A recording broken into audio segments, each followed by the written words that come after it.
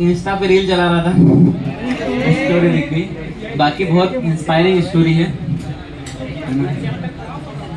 बहुत भयंकर inspiring story. हाँ, नॉर्मल मान लो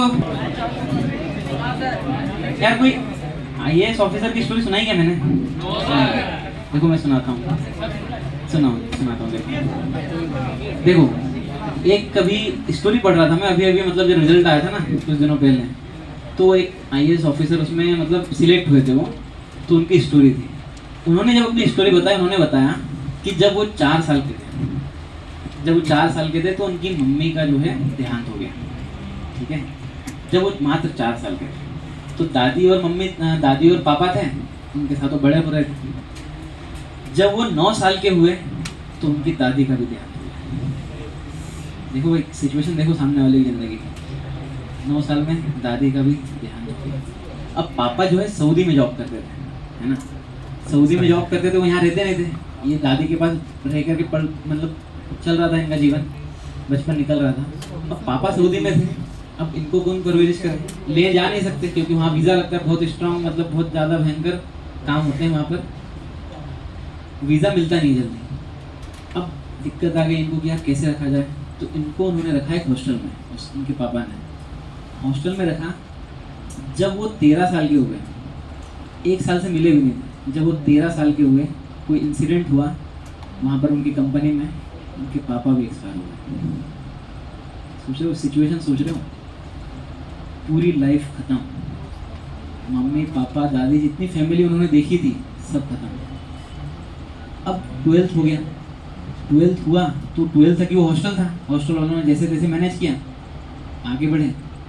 अब आगे बढ़े तब आगे जाकर के एक भाई उनका मतलब चाचा का लड़का, कजिन ब्रदर, उसको पता चला कि यार अपना एक भाई जो है यहाँ से निकला है 12th पास आउट होकर के। उसने बोला कि काम करते, अपन दोनों साथ में रहते हैं। वो भी ज़्यादा बड़ा नहीं था, लेकिन वो मजदूरी करता था, तिहाड़ी मजदूर था, मतलब जो ईट भट्टी में काम करता है ना, ईट भट्टी में काम करता था, गुजरात की स्टोरी है। तो ईट भट्टी में काम करता था, 300 रुपये दिन से। तो बोले 300 रुपये दिन में कमा रहा हूँ, अपने को 2 टाइम का खाना खाना है, खाना तो हो ही जाएगा, रहने के लिए अपन देख लेंगे कहीं भी जुगाड़, तू पढ़ाई कर मैं काम करूँगा। ऐसे करके डिग्री हुई उनकी। डिग्री होने के बाद उन्होंने आईएएस के लिए अपीयर हुए। आईएएस अपीयर होते होते उनका एक अपनी स्टेट लेवल की एक इनकम टैक्स ऑफिसर की वो जॉब आती है, उसमें सिलेक्शन हुआ, तो वहाँ थोड़ा सा ठीक हुआ उनकी लाइफ में। लेकिन अब पढ़ाई करनी, मेन टारगेट तो आईएएस था। उन्होंने वो जॉब ट्रेनिंग की, ट्रेनिंग में 2 महीने बाद जॉब छोड़ के आ गए। फिर भाई के पास आ गए, जो भाई जो है सपना देख रहा था कि बस 2-3 महीने और फिर मेरे को ईट भट्टी में काम नहीं करना पड़ेगा, मैं मेरे भाई के साथ सेटल हो जाऊँगा। लेकिन कहानी में ट्विस्ट आ गया, वो बोले मेरे को तो आईएएस ही बनना है, जम नहीं रहा है काम। उसने बोला कोई नहीं, तू वापस आ गया ना, आईएएस की तैयारी कर, मैं फिर से 300 रुपये महीने से काम करूँगा, अपन फिर से देखेंगे, कोशिश करेंगे। अगले 2 साल बाद उन्होंने आईएएस निकाल ली और शानदार लाइफ सेटल हो गई, दोनों भाई हो गए। मतलब अब आप सोचिए, उनकी जो आईएएस निकली ना 26-27 साल की उम्र में निकली। 11 साल की उम्र से जो स्ट्रगल चालू हुआ, मतलब जो उनका बुरा समय चालू हुआ, आज तक मतलब जब तक वो सिलेक्ट नहीं हुए तब तक खत्म ही नहीं हो रहा था। देख रहे हो, सोच रहे हो उस आदमी में पेशेंस लेवल देख रहे हो यार। वहां से चालू करके अभी तक, मान लो 26 साल के थे तो 26 साल की उम्र तक कंटिन्यूअस स्ट्रगल था। इतना स्ट्रगल करने के बावजूद जो है वो सिलेक्ट हुए, और ऐसी एग्जाम सिलेक्ट हुए जो पूरे इंटायर वर्ल्ड में दूसरे तीसरे नंबर पे आती है, टफेस्ट एग्जाम है ना, जो भी है। तो ये सिचुएशन है। बात वो नहीं है, बात यह है कि यार किस प्रकार से लोग खराब कंडीशन में रह करके जीवन को आगे बढ़ा लेते हैं। और अपन तो यार वी आर वेरी प्रिविलेज्ड, अपने को सब कुछ मिला है, पढ़ने के लिए जगह मिली है, अपन इंडिया के टॉप मोस्ट इंस्टीट्यूट में पढ़ रहे हैं आज, है ना, इतना खर्चा कर रहे हैं। 2 साल का खर्चा कितना होता होगा भाई? 10 लाख रुपए। 10 लाख रुपए आज आप बाहर कमाने जाओ, समझ में आ जाएगा बहुत कंडीशन खराब है मार्केट की इस समय। तो इतना अच्छा अपने को सब कुछ मिला है, और अपने को सिर्फ 2 क्वेश्चन नहीं बनते तो अपन हार जाते हैं कि अरे यार मेरे से तो बन ही नहीं रहा। अरे भाई दूसरे लोगों को भी देखो, जितना कष्ट आपको है उससे 10 गुना कष्ट में लोग जी रहे हैं और वो सिलेक्ट हो रहे हैं, है ना। तो अपने कष्ट को थोड़ा सा कम रखना है, अपने आप पे सिंपैथी थोड़ी कम दिखानी है, थोड़ा सा अपने आप को गुस्सा आना चाहिए, अपने आप का स्ट्रगल बढ़ना चाहिए, तब जाकर के आप एक समय में आएगा जब आप फ्लो में चलोगे और सिलेक्शन होगा। सिलेक्शन इतना आसान नहीं है जो आप समझ रहे हो ना कि 2 घंटा पढ़ लूँगा, 4 घंटा बातें कर लूँगा पढ़ाई की और मेरा सिलेक्शन हो जाएगा। एक्चुअली में 90% लोग कोटा की यही कर रहे हैं, पढ़ाई 2 घंटा कर रहे हैं, 4 घंटा सिर्फ बातें कर रहे हैं कि मैं पढ़ रहा हूँ। दो लोगों को समझा रहे कि मेरा शेड्यूल ये है, मेरा शेड्यूल ये है, मेरा शेड्यूल है, मैं इतना पढ़ता हूँ। पढ़ नहीं रहे हैं, 2 ही घंटा पढ़ रहे हैं जीवन में। तो ऐसे भी होता है।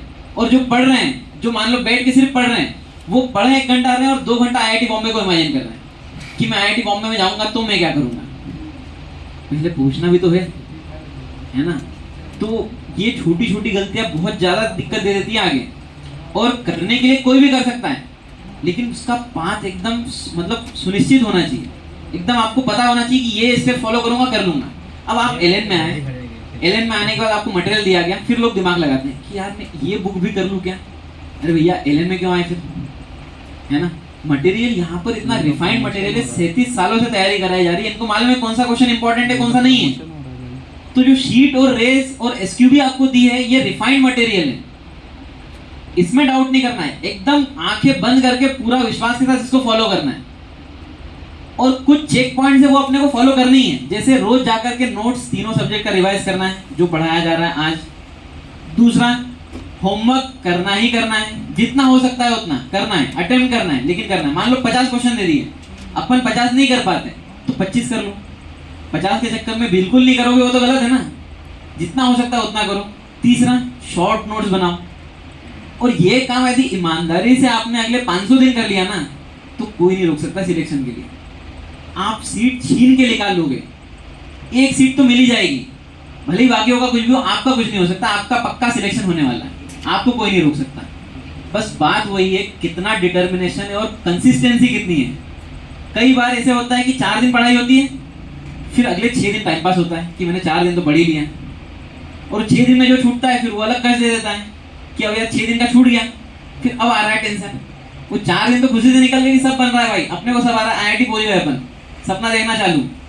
लेकिन अगले 6 दिन में फिर अपन हवा में रहते हैं और फिर सब भूल जाते हैं।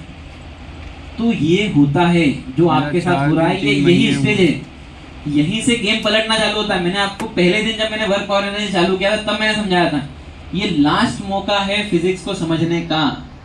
यहाँ से आगे यदि बढ़ गए तो फिर पॉसिबिलिटी नहीं है।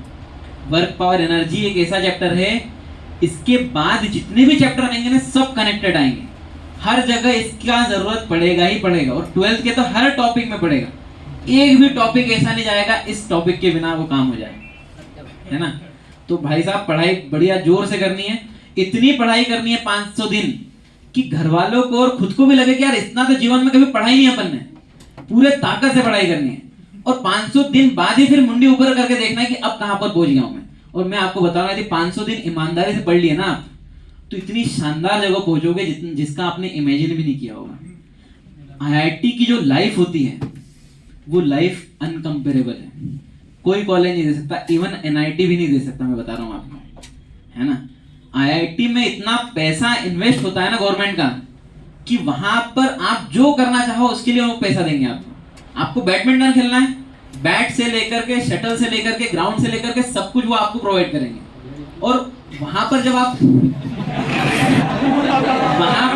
पढ़ाई करोगे तो आप ऐसे लोगों से कांटेक्ट में रहोगे जो आपके प्रोफेसर है ना, यदि वो आपके नाम का लेटर भेज दें इसरो में कि ये बहुत ही बढ़िया काम करता है, इसको आप इसरो में डायरेक्ट साइंटिस्ट बना दो, तो कोई नहीं रोक सकता। इवन प्राइम जब अपना जो प्रेसिडेंट है वो भी आपको नहीं रोक सकता। सीधा आपको डायरेक्ट इसरो में साइंटिस्ट की पोस्ट मिलेगी, बिना एग्जाम बिना इंटरव्यू कुछ भी नहीं, सीधा। इतने पावरफुल लोग होते हैं वो प्रोफेसर, वो दिखाते नहीं है लेकिन वो बहुत पावरफुल होते हैं।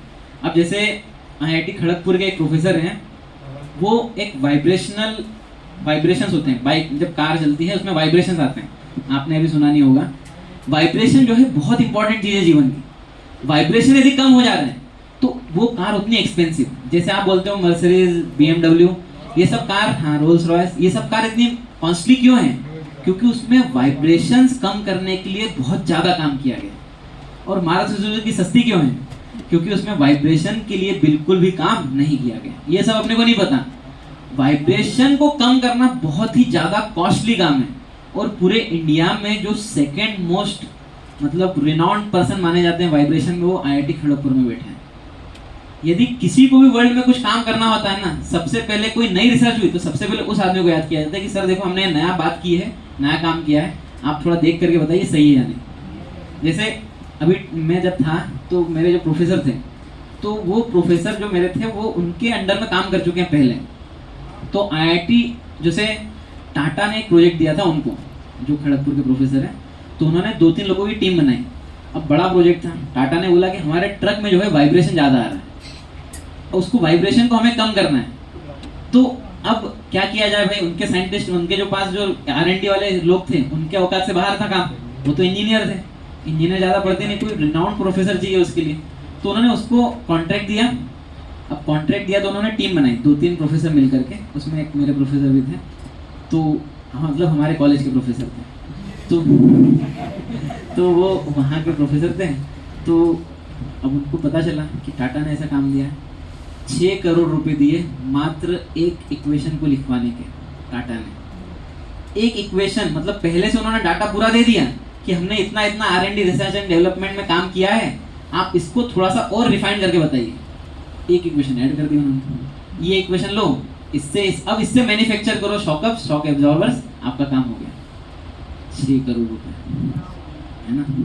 तो ये बात पैसे की नहीं, बात उनके मतलब उस नॉलेज की है। तो इतने लोग पढ़ते हैं भाई, लोग जिंदगी भर पढ़ते रहते हैं, इतना ज़्यादा नॉलेज लोगों के पास है।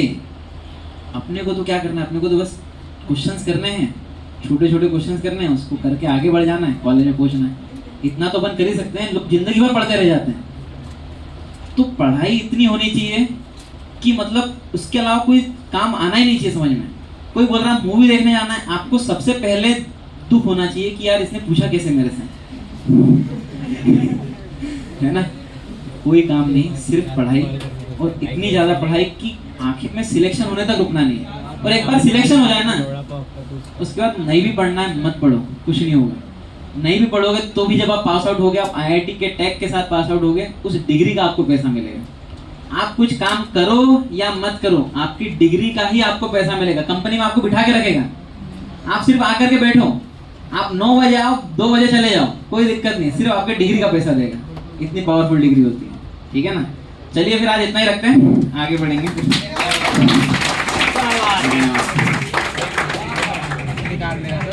कंटेंट मिल गया। चलो भाई, होमवर्क तो नहीं दिया है, पढ़ाई